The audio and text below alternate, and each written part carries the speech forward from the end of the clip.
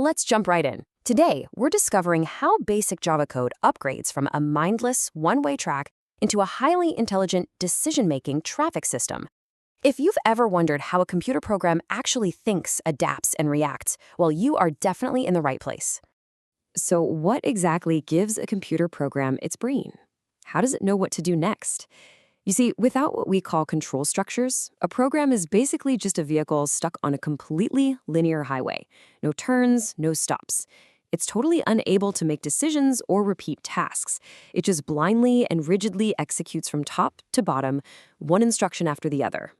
The fix for this is control structures. By definition, these are programming constructs that determine the exact flow of execution in your code. They're the secret sauce that allows programs to make decisions, loop, or repeat operations rather than just running strictly top to bottom. I want you to think of these structures as the traffic lights, the roundabouts, and the detours that finally give our program's journey a real purpose. They respond to changing conditions and route the data exactly where it needs to go. Here's our quick roadmap for today's explainer. We'll start with number 1, directing the Java traffic. Then move on to 2, selection and making decisions. After that, 3, iteration and the power of loops. 4, branching, which covers breaking and continuing. And finally, 5, bringing it all together as the master traffic controller.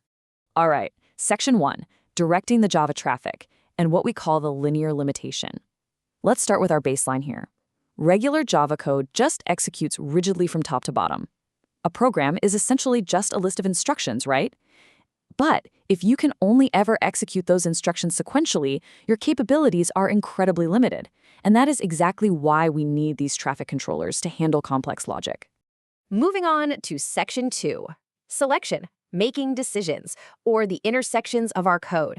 This is where we build a program's ability to actually evaluate different paths when it reaches a fork in the road. Now, there is a massive difference in how Java processes these decisions behind the scenes. Let's look at the if-else ladder first. This evaluates true or false conditions one by one sequentially. Under the hood, compilers often convert this into a binary tree, so it can actually be kind of slow if you have a ton of cases and those comparisons start stacking up. But then on the flip side, you have the switch statement. Think of a switch like a multi-lane sorting facility that routes you immediately. Instead of sequential Boolean checks, it matches discrete constant labels. Modern compilers implement this using highly efficient abstract data structures, things like jump tables or hash tables for larger sets. Because it calculates exactly where to jump in memory right away, it is remarkably fast, especially when all your cases are equally likely to happen. But hey, the switch statement definitely has its quirks, namely the infamous falling case trap. If you happen to forget to include a break statement at the end of an individual case block, you accidentally trigger a trapdoor. And trust me, this is a mistake that has caused literally millions of developers to tear their hair out. Without that break, the code will literally fall right through and execute every single case below it until it hits a break statement or just runs out of cases. So if you match case 1 but forget the break, well, Java's going to happily print out case 2, case 3, and your default unknown value right alongside it. No way you want that, right? Okay, section 3, iteration, the power of loops, essentially the roundabouts of our traffic system. Here we introduce iteration statements, which act just like driving laps on a circular track. They let you repeat actions without having to rewrite the exact same code multiple times in a row. Let's look at the absolute basic building block of repetition, the simple for loop. It consists of 3 critical elements. First, the initialization, which starts your counter. Second, the condition, which acts as your Boolean termination rule, basically telling the loop when to stop. And third, the update, which is your increment or decrement step. A simple for loop is your best friend when you know exactly how many laps you want to run. Initialization, condition, update. 1, 2, 3. It's incredibly precise.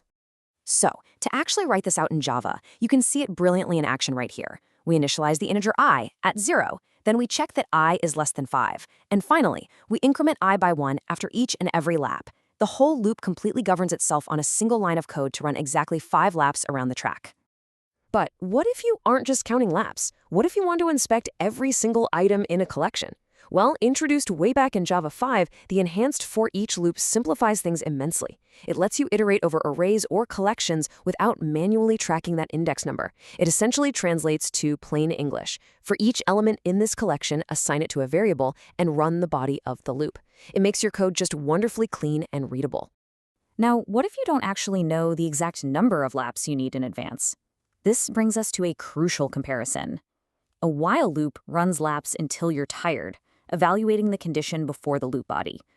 If the condition is false from the start, that code never runs, period.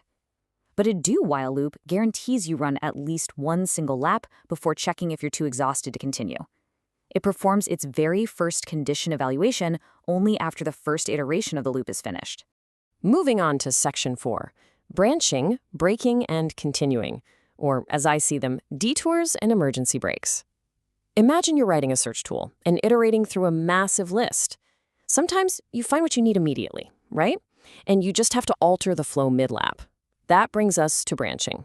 First up is the break statement. Break simply means exit the loop entirely, period. When your program hits this keyword, it stops. It yanks the emergency brake and leaves the track completely. It immediately terminates the nearest loop or switch statement, and the program's control resumes at the very first line of code following that terminated block. Conversely, continue is a bit different. It just skips over a pothole. It abandons the rest of the current iteration, skipping any remaining statements inside the loop for that specific turn, just to immediately start the very next lap. The control jumps directly back up to updating the loop counter or checking the condition again. It is absolutely perfect for when you want to bypass specific data, like, say, negative numbers in a list, without stopping your overall search. And finally, Section 5, the master traffic controller, combining the logic. Let's pull everything we've learned together to finish our metaphorical journey, because the true power of programming comes from weaving these structures together. So building truly intelligent software combines all of this. It combines selection, those intersections for making decisions using if-else and switch statements. It leverages iteration, the roundabouts for repetition using for and while loops, and it utilizes branching, the emergency exits and detours for mid-lap flow changes using break and continue. By expertly placing these traffic lights, roundabouts, and emergency exits, you transform basic top-to-bottom code into dynamic, intelligent software that can process massive amounts of information incredibly efficiently. We've built an incredible highway system here today. But what about the actual vehicles on it? If loops and switches handle the logic, who exactly handles the data that they process? Now that you've mastered flow control, where are you going to securely store the cargo that your traffic system navigates? Are you ready to explore Java collections? Because that is the next fascinating step in your programming journey. Thanks for following along with this explainer, and keep exploring.